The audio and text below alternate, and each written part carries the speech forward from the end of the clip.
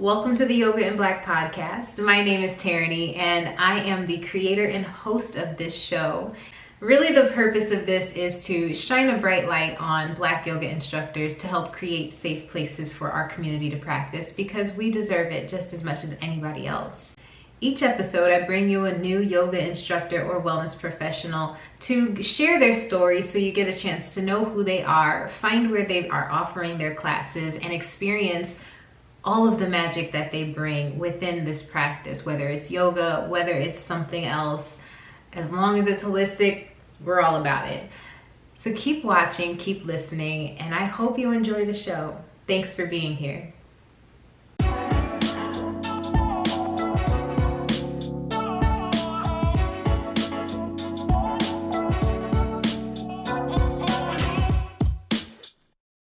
Over the last 3 years, I've had some really awesome conversations with folks, and I love and cherish every single one of them. But there's something special when I get the chance to speak with a Black man.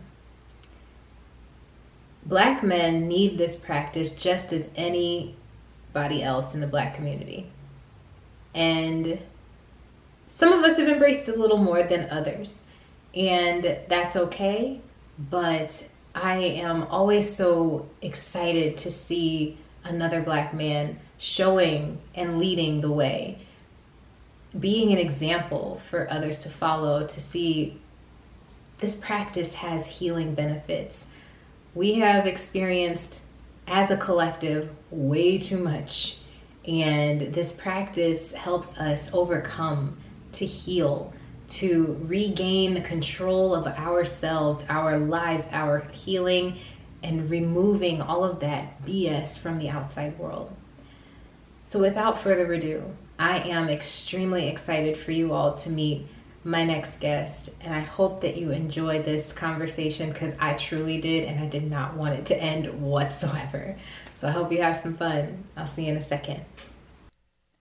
Hey friends, so for those of you watching the YouTube version of this, there is a little bit of a lag in the video.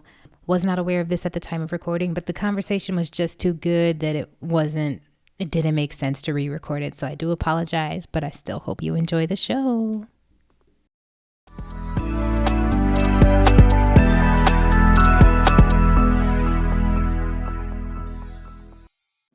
What's up, everybody? It's Tarani back again for another episode of Yoga in Black.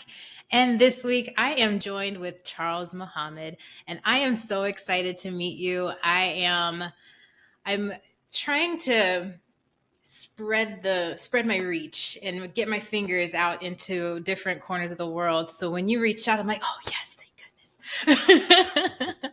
I am so excited to get to know more about you.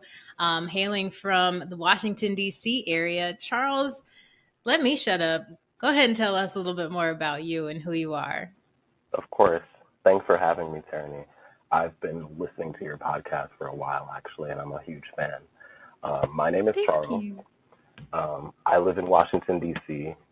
I've lived here for about 6 years now, and I am a yoga teacher, a meditation guide, and a few other things in the area.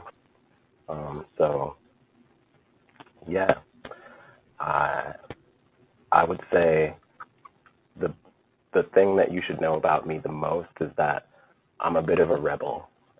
So everything that I do is kind of against normal conventions or what might be considered normal by most people. And I'm okay with that. I think as a human being in general, my intention is to break away from mechanical behavior patterns and in myself to align with a more realized way of living. And that's a journey that I've been on for many years. And it's taken a lot of time for me to recognize the purpose of this journey. And so now I'm at the point where I share that with others. It's been about 6 years of me teaching yoga in DC. Nice. Which has been great. When I moved to DC, I changed careers entirely, and I decided to pursue yoga, in my full life. And so that's what I do now. And I love it. I love that you said in your full life, like Yeah. making it more than just work. It is life, because it Yes. is. It's exactly what Yes. it is. So thank you for saying that, because I need that reminder often too. I am with you on the rebellious spirit, because I'm always that kid that asks why. Like somebody will do something, someone will say something like, but why? I want to Yeah. understand why you're doing that, and then I'm going to probably do the opposite. Right. I just think to that's just to shake it up a little bit, because I don't know. I don't always like doing the same thing that everyone else is doing.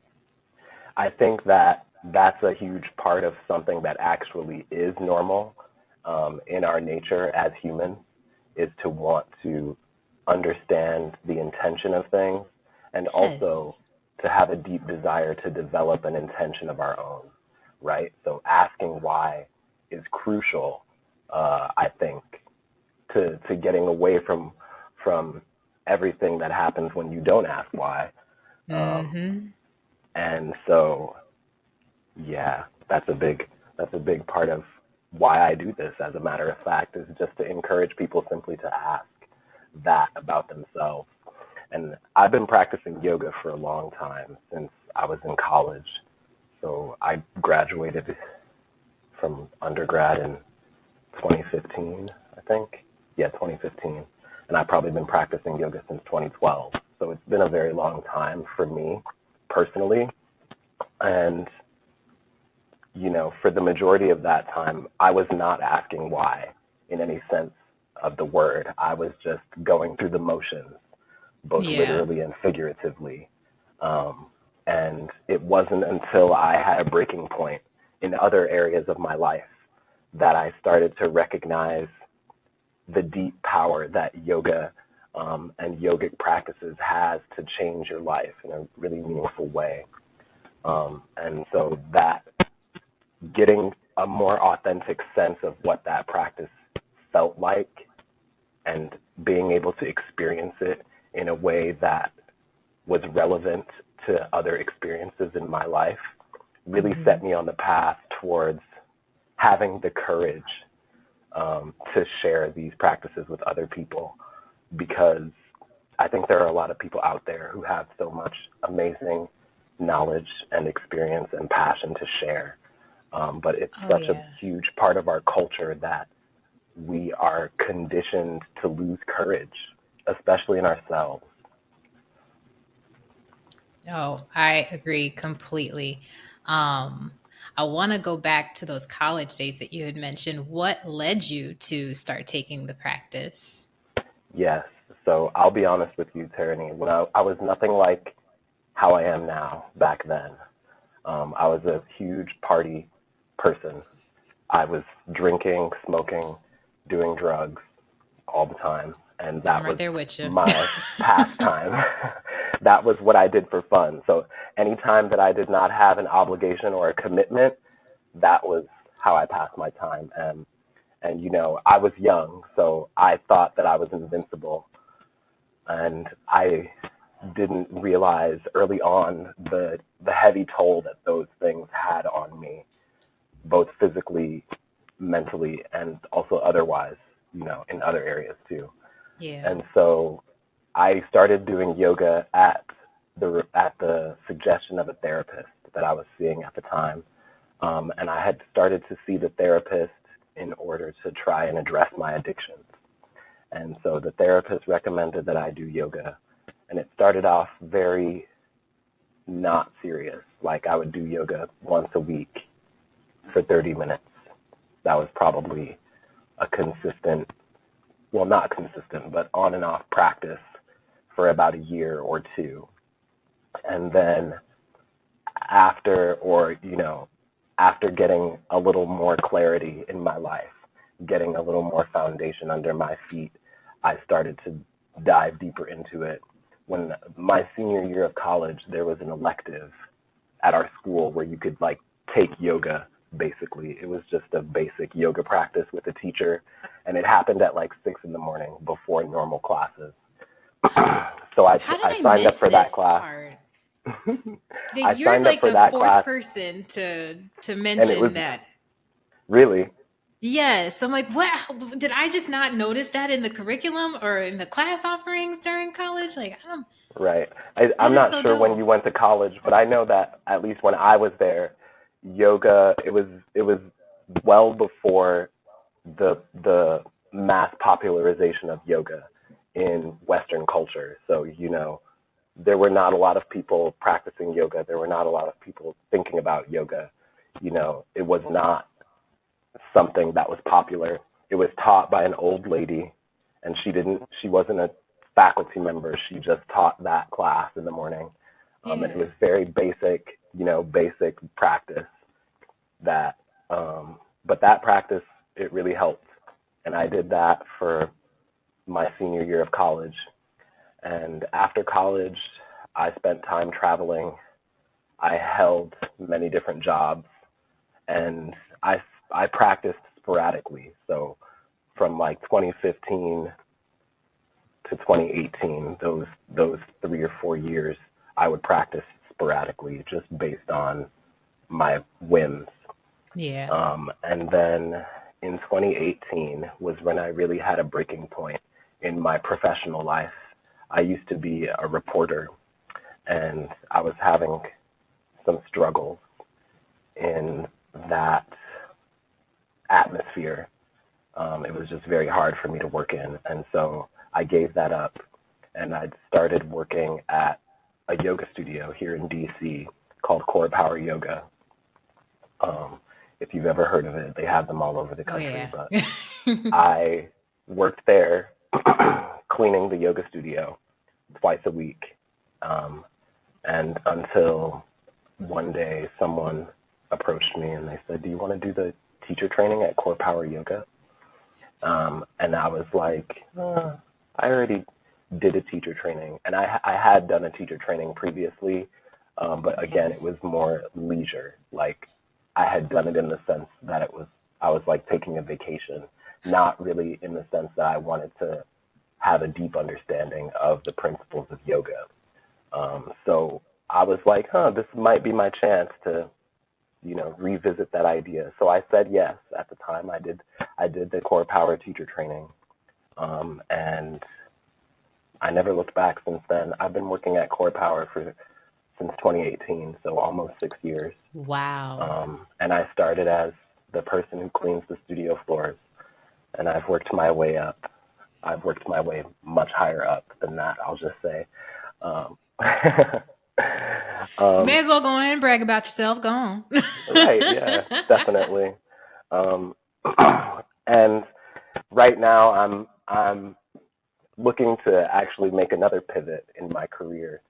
Um, so, looking even further up. But during the pandemic, it really inspired me to expand my teaching practice in ways that had previously been, I guess, uninteresting to me, because I was very secure and comfortable participating in those mechanical behavior patterns of having a job and making money. And so, but once the pandemic started in 2020, I felt inspired to reconnect with my community. That was like a very deep yearning that I had. So I basically went on a huge tour of meeting different people in the yoga world, through social media, virtually, on Zoom, and also in person. And it really, really gave me the chance to ground back into what I felt was my purpose when I started all of this, which is breaking away from the mundane, um, and Yes. and starting a personal revolution. And so once the pandemic started and I was no longer devoting my efforts to work, I really wanted to open that revolution up to more people, and help people to connect with their preconditioned selves and feel inspired and encouraged to take intentional action towards their goals with conviction, and not just half-heartedly. Yeah. Um, and so I started Charles Mindful Wellness, which at first was just very basic, like private yoga sessions, virtually for the most part, and then it expanded to outdoor classes, a few community events here and there, and now we're bigger. I've got a weekly meditation class that's virtual, and also a weekly yoga asana class that's also virtual. The yoga class is on Saturdays at noon Eastern time, and the meditation class is on Sundays at 9 p.m. Eastern time. And it's just been a lot of very, very heart-filling work, helping people to develop an understanding and respect for the principles of yoga. And that's really what I think that yoga is. It's a set of core principles that, if you choose to follow them, will lead you on a path to a fulfilling life. And whatever that is that you wish to be filled with or fulfilled by, you can reach it by using these principles. And I am an example of that.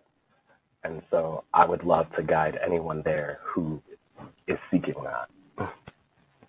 That is such a beautiful, beautiful story. Because, I love how yoga was just ever present in your life.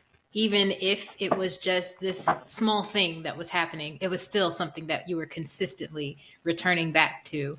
And then it just kind of blossomed into something. And I love that. I think that is just absolutely beautiful, because a lot of us share, a similar experience where yoga was kind of in the background.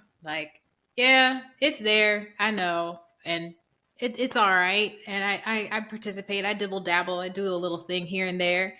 But then something shifts and you're like, hold on. I didn't feel like this before. I can feel like this regularly, and this is what's helping me get there. Oh, keep it coming. Keep it coming. Because it took a while for me to kind of catch or, get the bug. Because I've told this story before, but I didn't even remember previously that I had taken those yoga DVDs in gym class in high school. And I graduated high school in 2004. So it was way back then that I had that introduction to it, but it was really from a fitness standpoint. So I just thought it was, it's that thing that you do where, it's kind of like, there's a meme where some kids or yoga is like slow karate. And I'm like, yeah, that's what it felt like. And I'm like, okay, cool. But as I started progressing through life and experiencing more of life and seeing how much it was really weighing on me, I also was guided by a therapist to take it a little bit more seriously. And so I sought out a class after experiencing a really life-changing one with my mom. And I'm like, okay, this is what people are talking about. All right, let me just go ahead and dedicate a lot more time to this, because this is something that I don't ever want to let go of. And I'm glad, because it really has become, like you mentioned before, a part of my life in such a big way, where it's not just, freeing myself from the mundane stuff, but it's also providing me an opportunity to fulfill others. And also to sustain me a little bit. I had to make some shifts, but it's been a big part of my life where it fills me up in ways that nothing else has. And I'll never let go of that, ever. That's great that you get to do yoga with your mom. I love that you brought up slow karate. That always makes me laugh, and comments like it. And I think that has been some of the most fulfilling work that I've done in my recent memory, is just helping people to understand in very simple terms what yoga is, right? Yes. Because I think it's easy to come with your preconceived notions and also your preconditioned notions, right? And sometimes people have a hard time distinguishing those. They Mm-hmm. can't distinguish an original thought from a reproduction of a thought. And they also don't know the Mm-hmm. true origin of a thought. Maybe it came from them or it came from an external force or source. And so just giving people the opportunity to explore that, make those inquiries, and make those assumptions, and then providing a safe space for those assumptions to be challenged through more Yes. deep inquiry. Um, and I just said this, but I'll say it again. And I think that yoga is a set of principles, and principles are very simple. There are things that you do, and if you do them, you will get a certain outcome, and the intensity of that outcome depends on the intensity of your input. That's the same Yes. with all principles, right? We do that for love, we do that for fear, we do it for courage, we do it for ambition. And you can also do it with the principles of yoga, which is not just slow karate, as you put it, and I love that term, but it could be anything in the realms physical, mental, emotional, and otherwise, because there are plenty of realms known to us and plenty more unknown to us. Um, Yes. so that's just some of the most fun that I have all the time as a yoga teacher, not necessarily lecturing people or cranking them into poses, but just having conversations like this where Yes. people can come to have a clear sense of what yoga is and how it may apply to them. Exactly. I've always framed up my classes as this is a space for exploration and inquiry. Ask yourself questions, ask me questions, and take time to just really play around with something. Like even if the rest of the class is going along with the rest of the sequence, if I see that folks are wanting to really, or at least having a moment where they're like really needing to dig and explore on something, I'm like, okay, we're going to pause and play with that. And whatever it may be the physical part of it for you, it may be something deeper, but we're going to give you time because I'm very much a not asana focused in the Mm, classes, because again, yoga is about all of those other principles and all of them are being integrated into that class. So if I yeah, notice that, I'm like, oh yeah, we're definitely straying away from that physical portion of it and spending a little bit more time on this. um, but also bringing in that rebellious spirit, asking, "Hey, why?" yeah, Dig in on that a little bit. Why do yeah. you feel so attached to continuing on with this sequence? And I have to admit that as a yoga teacher, I was slow to evolve. I was very, very grounded in my physical practice for a long time. Same. And I thought, that I was just like, yes, practicing asana, moving your body, sequencing, advanced postures. That's just, that's all I want to do. And I guess I got to a point in my practice where I began to plateau, and not necessarily physically, but in a way where I didn't really feel inspired anymore by Yeah, I was gonna practicing. ask if it was like intentional, like if your Yeah, intentions and behind it just I kind would be of, like, yeah. I once again, I feel like I'm just going through the motions, right? Mm-hmm. And so then I had to seriously confront myself and be like, what are you practicing for? Are you practicing to get stronger, faster, flexible? Are you practicing to do the fancy poses?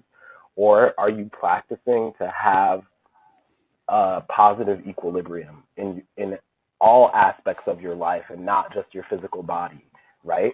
And so I think that that's a crucial point in the practice of all yoga by everyone, which is that you know yoga brings us joy in many ways, but its true purpose is to bring us freedom, freedom from all that Yes. we are bound to and freedom from all that we suffer from.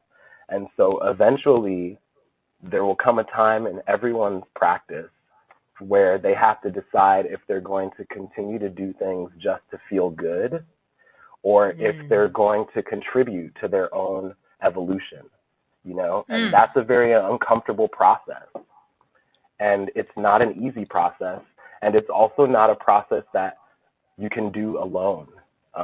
You're going to need a lot of support, and you're going to have the courage to speak up about what you need.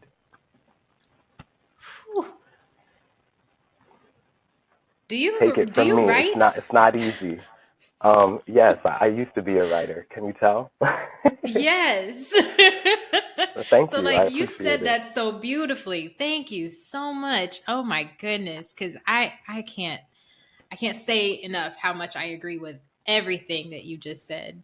Um there's so much that people get stuck on and then never get to feel that true freedom that yoga really does provide, because it's just cloaked with that I feel good in this moment after this shavasana. Like Mm, that's the intention for that. However, there's so much more that's happening to you, and see it, feel it. Come on. I know. That's one of the most fulfilling things about teaching, is when you see folks have that moment where it hits them and you're like, yeah, yeah, yes, how you doing? yes. I consider that a personal success as a teacher. If a student experiences success, or they experience a meaningful breakthrough towards their goals, that is Yes. that's that gives me life, definitely. Yes, and it's such a huge part of our jobs to create that safe space where they can feel comfortable letting that stuff go, cuz it's scary.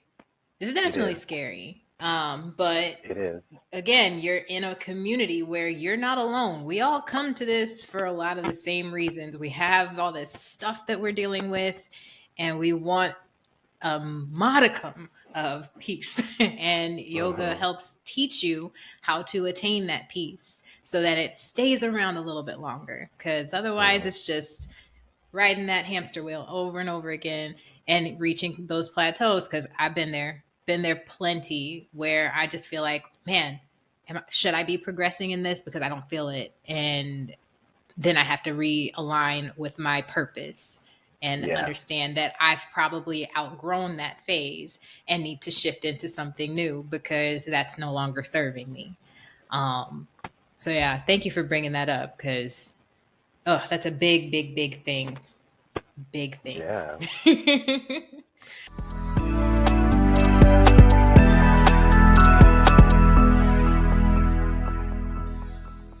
I'm hoping to work with this idea in more detail very soon. I've been planning a retreat, and I'm very excited about it. And the retreat is going to take place next summer in June 2024. And I just Hey. think that like a week uninterrupted will really help people experience these ideas in a way that Yes. they can apply to their lives. Yes. You know, that you just brought up something really interesting that I feel, not even feel, see happening sometimes with modern yoga as it is. Oh, and I just lost it. Oh my God. It's all Applicable good.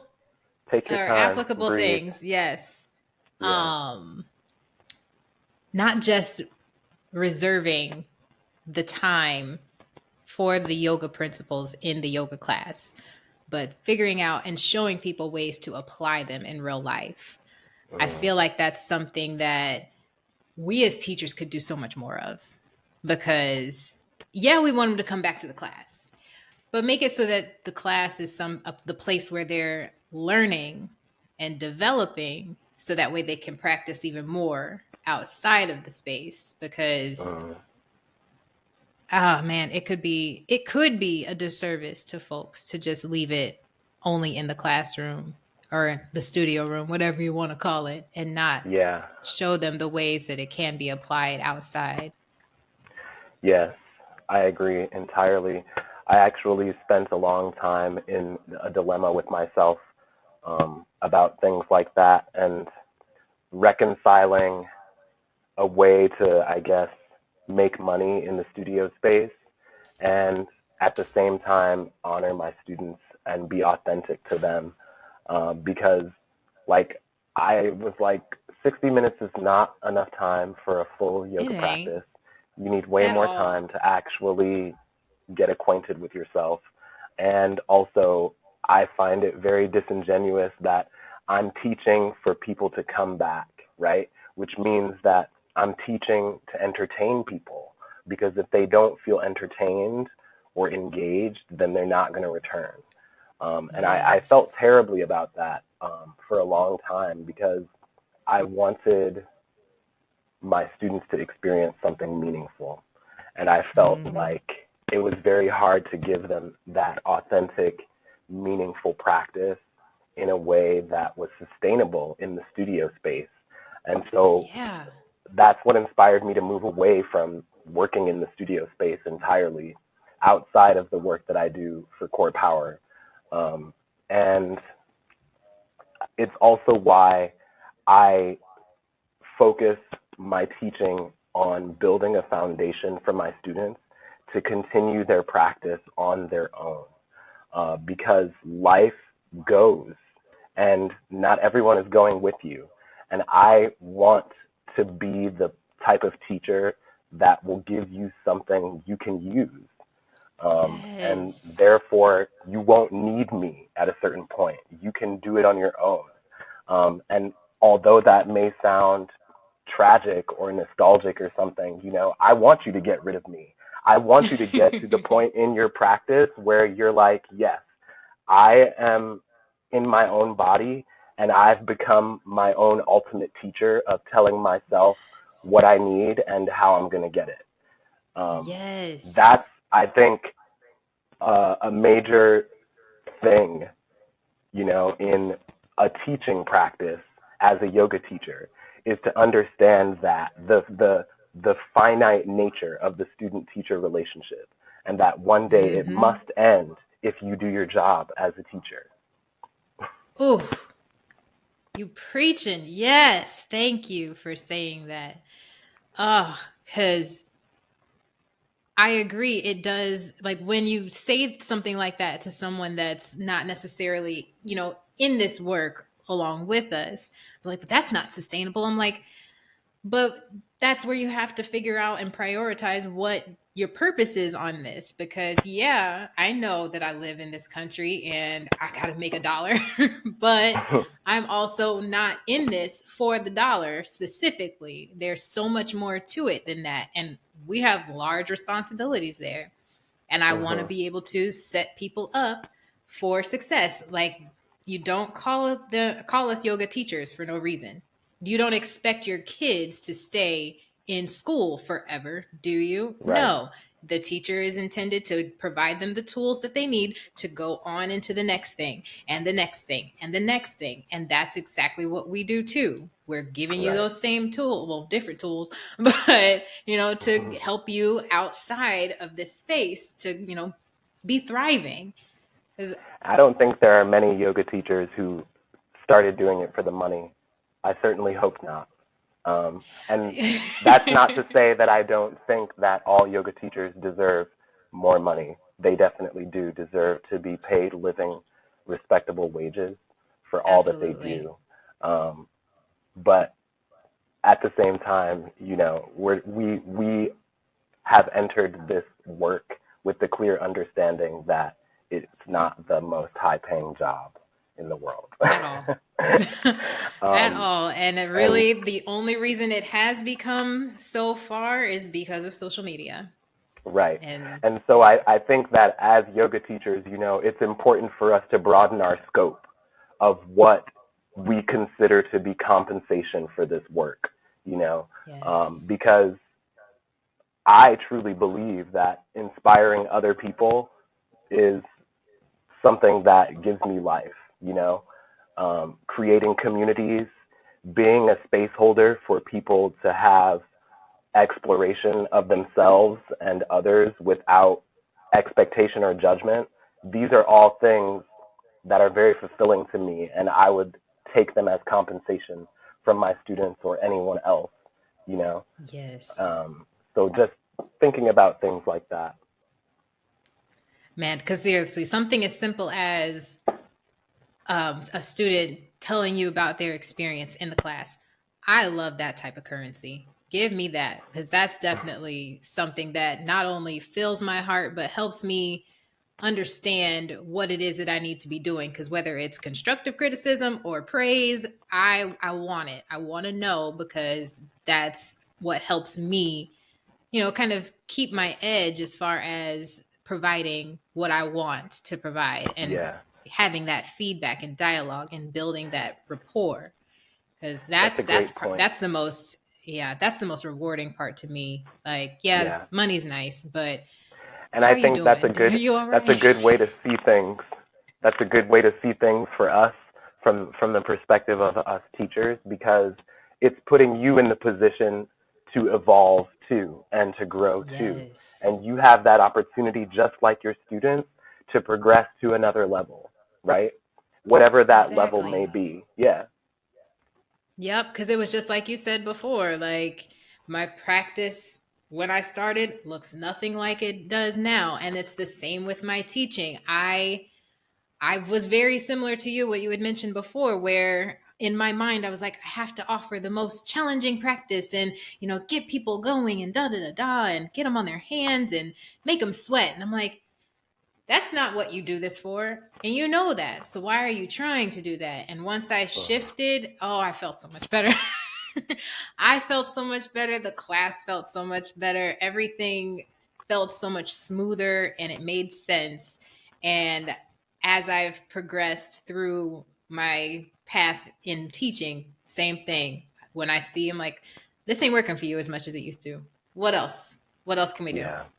Try something Yeah. else, move into something more, because the more you evolve, the more your students can too.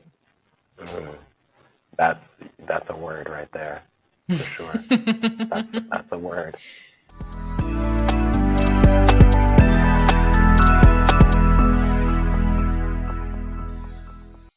So I want to go Speaking of, backwards a little bit okay. in our conversation, because I'm curious about that first YTT experience. What led you to it, and what was it like through the process? So you're talking about my first ever YTT? Yeah, Yeah. so that at the time I was living in France. So I lived in Paris. And I took the yoga teacher training with a black man, a French black man. His name is Mathieu. And that's really what inspired me to do it, was because I was inspired by Mathieu. And like, I used to exercise at the park, and he would be there. And then we started to practice yoga together. And because I would see him doing yoga at the park, I was like, oh, yeah, I used to practice yoga. And like, he was way better than me in terms of like asana at the time. But I was like, this is a guy that could have possibly something to learn from. And, you know, and so he was the one who offered me that space. And it was like it was the kind of retreat where it was sort of like a vacation retreat. So like we went away for 2 weeks to the south of France, and we stayed at a little like villa type place, and we would have the yoga teacher training like all day every day. And so it was really cool. Like I made a lot of connections, but at the time that yoga and that teaching practice was not very accessible to me, because Mm. it was just a lot of advanced poses physically, and a lot of esoteric knowledge in terms of like yoga philosophy and history. And at the time, in my young age, back then in my 20s, it was hard for me to sort of infuse that into my life, right? So we were reading the Yeah. Yoga Sutras, we were reading the Bhagavad Gita, and it was like Ashtanga and Hatha practices, um, and so that was just far away from the type of yoga that I was used to practicing at the time. And it Okay. was my first experience with those principles, right? So the principles of yoga that I spoke about before, like actually reading Mm-hmm. a book that talks about the ideas of what yoga is, and uh, and it was essentially like reading a foreign language for me. I was Yeah. like, I don't know what they're talking about whatsoever. And I guess mostly because I didn't go into it with a clear intention, right? And so, Mm-hmm. like, what I was saying before, being inspired by the why is so crucial, right? Because I didn't know why I was there. So I didn't know what I was looking for or what I wanted to receive. Things were coming Yeah. at me, and I didn't know what to keep or what to throw away. And so I was just like, after that, I was kind of like, cool. I did that. It was fun, but I'm no further along than when I started. Um, and my practice continued. I practiced in studios all over France until I moved to DC. And then when I started at Core Power, it was kind of like a do-over, because I was like, okay, I understand what this is going to be like because I've had this information before, so I know what to look Right. for, and I can sort of prioritize in my mind, like I remember that being more interesting than that to me, so I'm going to focus on looking into that more. And the big difference with the program that I did at Core Power was that it was 8 weeks long. So we were meeting twice a week for 8 weeks, which gave me a lot more time in between to absorb this knowledge and process it in Yes. my own way and just actually, sit with it and experience it. And so that was a huge upgrade for me. And it really took things to the next level in terms of being able to actually practice and teach yoga. And don't get me wrong, when I finished my second teacher training, I still wasn't, an expert teacher or anything. I wouldn't call myself an expert teacher now, but I am more experienced than I was. But at the time, I was like, oh, I'm still very nervous to teach a class or, you Yeah. know, I didn't feel like a leader or a guide of people in the way I guess I wanted to, or the way that other people had led me and guided me, like Mathieu, for example, and other teachers that I'd had in the past. After I finished teacher training, I went on another 2 year long journey of just teaching. So I was teaching at several studios around DC, and basically just, getting my teaching practice.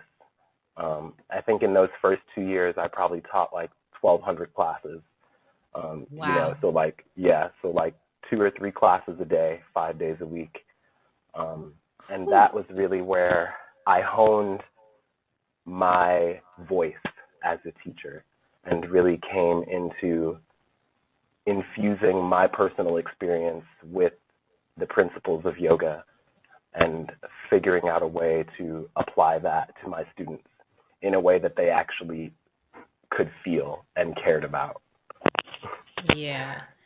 Man, that taking the time to find your voice and your purpose is so crucial as a teacher, because otherwise you're likely up there repeating something you heard somebody else say Yeah, in their voice instead of yours, and then it feels less authentic, it thus making you feel a kind of a way. Because I definitely did not take enough time to really immerse myself in my practice before jumping into a teacher training and then teaching. I got so excited about everything that I was just like, all right, I've been practicing for about a year and a half. Let's do a teacher training. Found a teacher training. I loved it. It was amazing. They taught me a lot of things that I still use to this day, but just like with any form of education, I don't think it's ever enough to really prepare you for what's out there for real. uh-huh.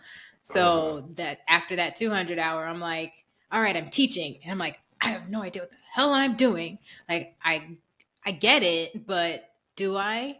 And Right. I needed more time really immersing myself in the practice, because the teacher training was very immersive. I think it was over the span of I think it was about, yeah, 8 to 10 weeks as well. I want to Hmm. say from January. No, it was longer. From January to May, we spread it Oh, out. you got a Yeah. good 5 weeks Oh yeah, or five spread it months out. rather. Yeah. Um. So I was able to absorb a lot, but I wasn't able to apply before starting to, or at least trying to start to teach. But now that it's been some years, I'm happy to say that I feel so much more grounded in who I am, not only as a practitioner, but as an instructor too, because otherwise I wouldn't have been doing anybody a service, still just going out there regurgitating stuff that I didn't fully understand, or, for myself. Like, I understood it cognitively, but, spiritually, intentionally, purposefully, I didn't get it. And oh man, it takes that time. I think you just said out loud what a lot of yoga teachers internalize, which is the idea of comparison, right?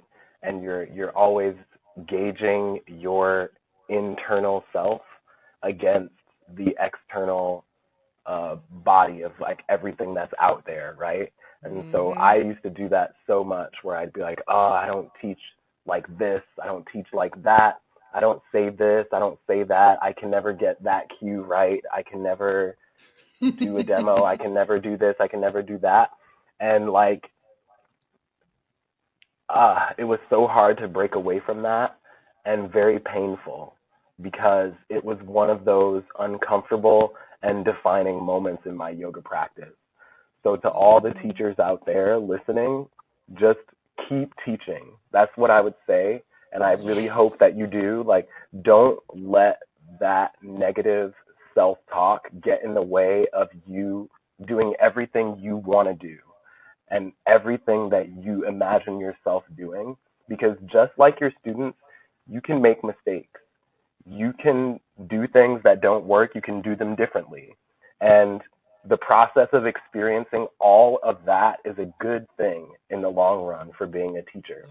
And here's another little tip that has helped me so much in all things, big and small, which is that no one knows what you're doing. So they can't tell you you're doing it wrong.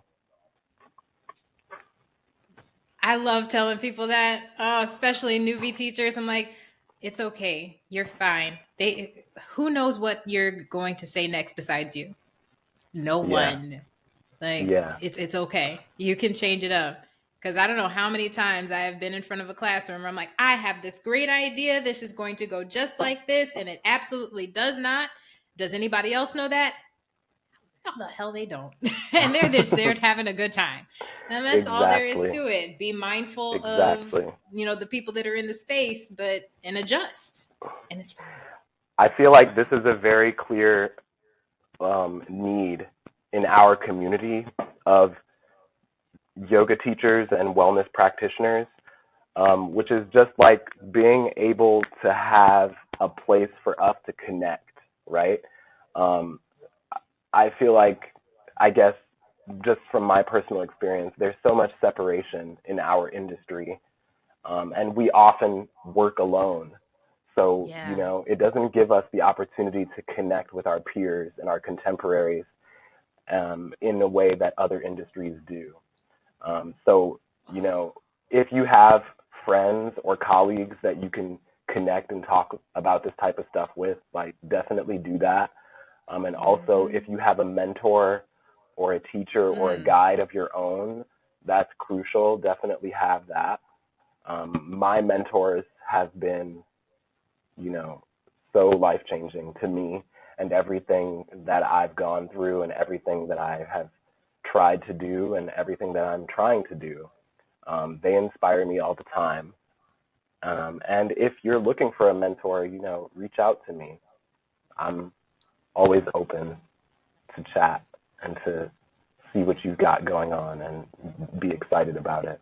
I feel like you just plucked a whole saying out of my head, because I was just thinking about that the other day, and I'm like, just kind of ruminating over this platform, and just, so I'm always thinking of what's next and what things it can grow into. And then I realized, like, what has it been so far? And I'm like, it's been a community of peers as instructors and teachers, because yoga, being a yoga teacher is fairly isolating. In this space, you likely, especially if you teach at a studio and things like that, you're likely teaching your class and leaving. Teach your Yep. class, go. You don't see anybody else besides your students. You're almost a stranger to your own coworkers. But creating this, I'm like, we need a space where we all can come together, talk about our experiences, understand that we're not alone on some island. This is something that we can be in community with each other too, not just the communities that we end up creating as the instructor. Yeah.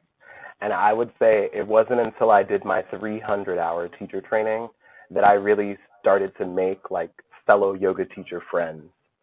Before that, no, because it was exactly what you described. I would teach my class, I would go home. If I wasn't doing that, I was teaching virtually, which is even more isolating in some senses.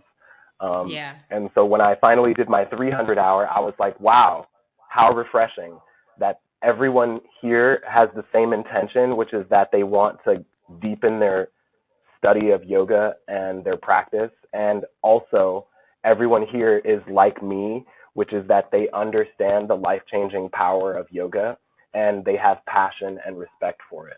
And that was just so great for me to be in that type of situation. I will never take that for granted. And I always love connecting with people in our industry for that exact reason. Same. Because I just think that those connections are not enough. We need more and more of them. And I just finished leading a 200-hour teacher training. It just ended last Saturday. And that was the thing that I was trying to stress to them so hard. I was like, stay in touch with each other.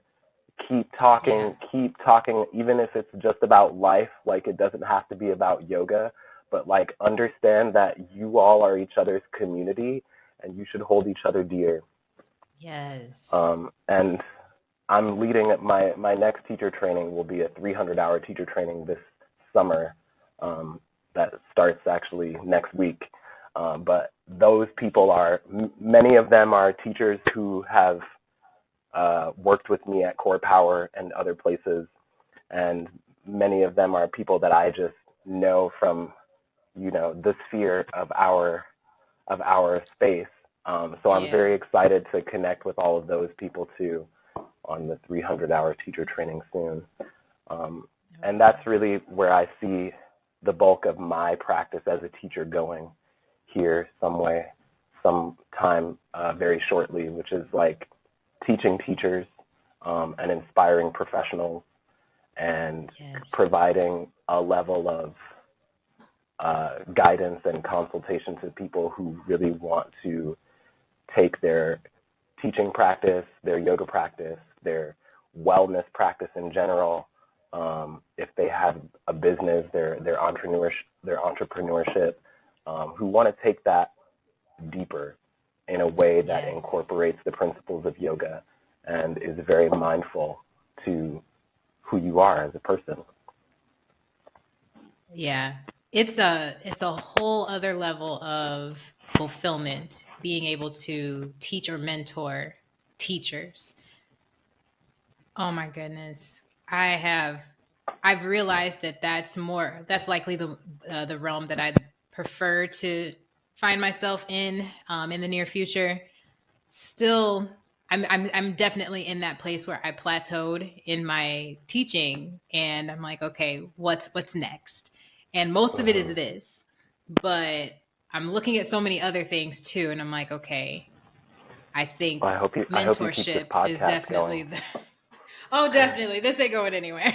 I love listening to There's it. too many of us to talk to because it's that part that it's building that community, because you got to think about this too. Not only are we isolated from each other as teachers, we're likely one of the only, faces of color in the spaces that we're teaching. So having a space where we all can come together and, fellowship and even mentor each other, or however it is that we need to do, whatever it is within the community, go for it, because it's so important to have.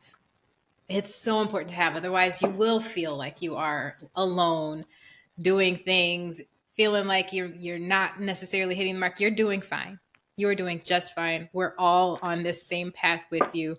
We can talk it out, talk it through, inspire each other, motivate each other, encourage each other, all of those things. And it'll feel so much more, even more enriching, because yes, that currency of the students giving you that feedback is definitely great, Hmm. but when you get to really bond within the entire community of just everyone and not just your students, oh, it's so beautiful. It is.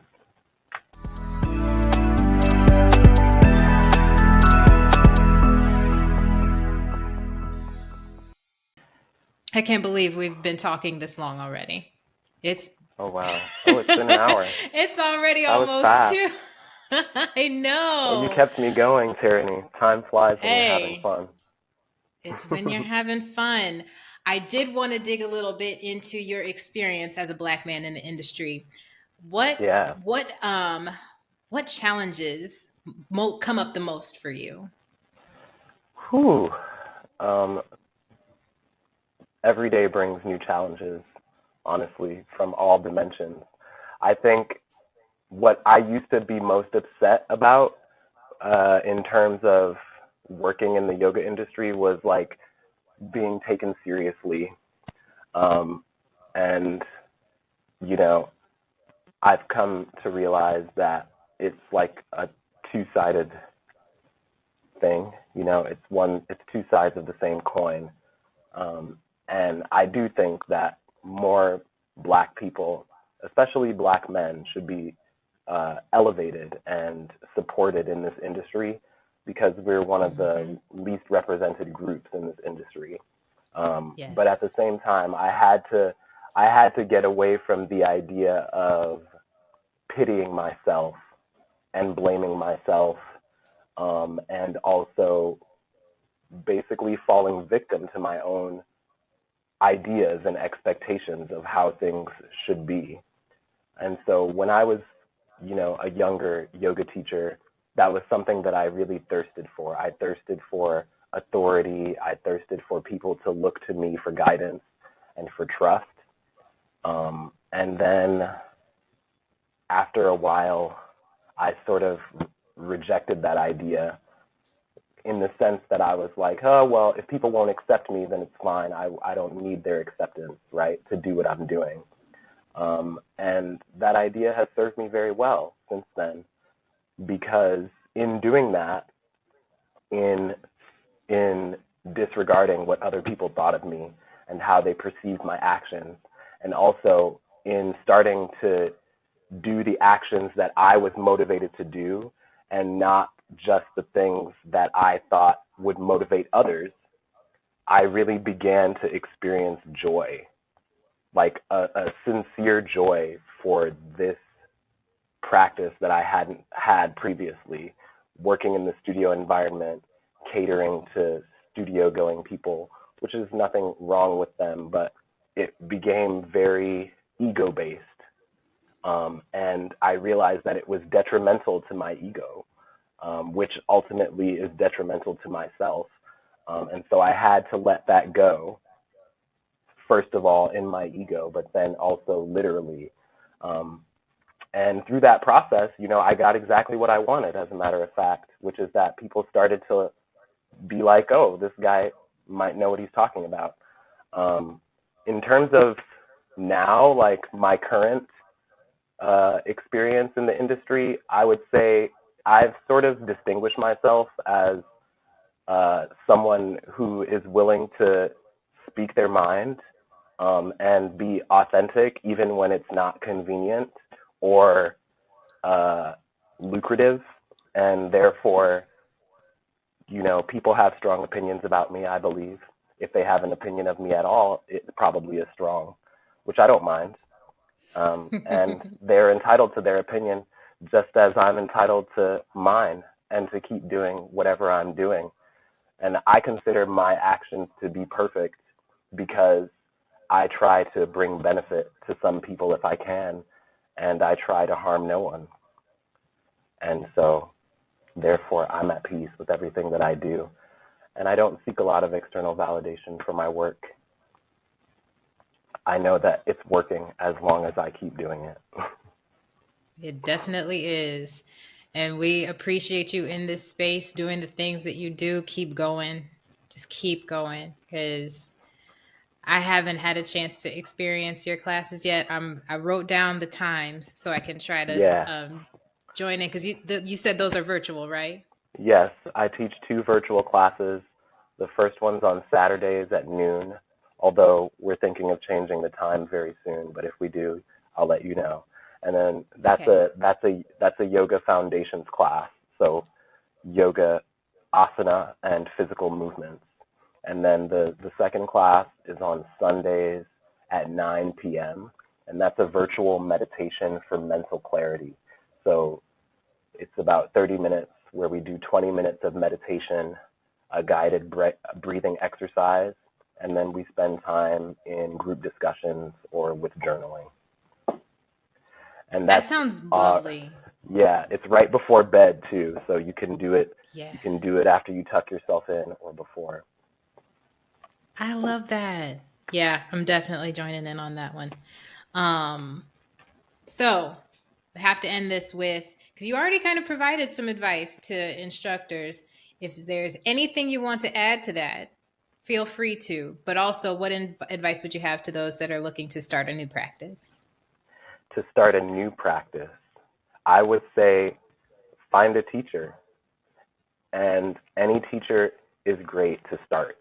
Just someone who can see you as you are without any expectations, and someone who's willing to hear you clearly and to put an effort in to understand you.